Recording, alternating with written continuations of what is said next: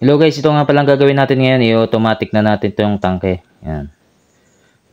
Ito pala yung wiring diagram niya, yung line 1, line 2. Yan, selector switch, tsaka float switch, tsaka isang solenoid valve. Yan yung gagamitin natin. Ito rin yung utility box niya. Ito yung gagamitin natin para ilagay yung selector switch para sa off, auto na switch niya, yung selection. Etong selector switch niya na to, nabibili lang din sa Shopee. Pati yan utility box. Mura lang yan. Ayan, bubutasan na rin natin yan para mailagay yung selector switch. Bago itong wire naman na to, 10 meters yung haba niya. Bali yung wire niya, yung number niya, number 16. Yan yung nabili kong wire, number 16 yung laki. Yan. Switch lang naman yan, kaya katamtama lang yung number 16 sa selector switch, sa solenoid valve para doon sa tubig. Yan. Madali lang, ano yan. Bali yung kulay ng wire niya, red, tsaka blue. Tsaka yung green doon para sa ground. Yung isang green. Yan. Ito naman yung float switch, water float switch control. Yan. Ito yung float switch natin. Yan yung nabili ko rin sa Shopee. Meron na sa Shopee lahat. Kung gusto mo mag-order, doon ka na lang tumingin. Yan. Ito yung kinabit na rin natin yung wiring niya sa galing 220 papuntang selector switch yan. Diyan ko na lang nilagay din sa tabi ng ng tangke para yung wire natin hindi kapusin. Yan.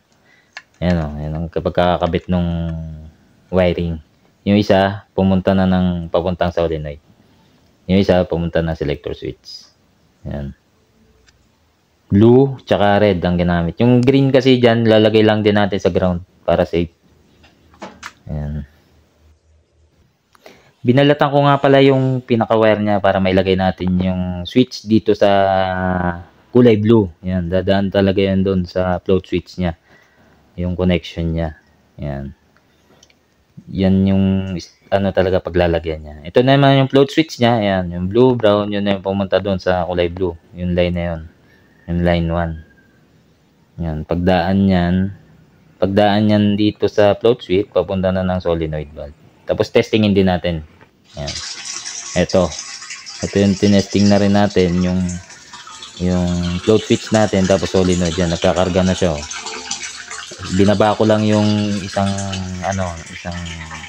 float niya. Yan, iangat ko para mamatay, mag-off. Iangat ko yan. Yan. Yan, nag-off na yung tubig, yung solenoid nag-off na. Nilalagyan nga rin pala ng tubig yung dalawang float na yun. Tapos kung anong adjustment na gusto mo, ikaw na mag-a-adjust doon. Ikaw nang bahala. Kung tataasan mo yung adjustment na ilalagay yung dalawang float na yun. Yan, madali na. Ikaw na lang maglalagay nun. Basta make sure lagyan mo ng tubig yung dalawa na yun para bumaba siya. Yan.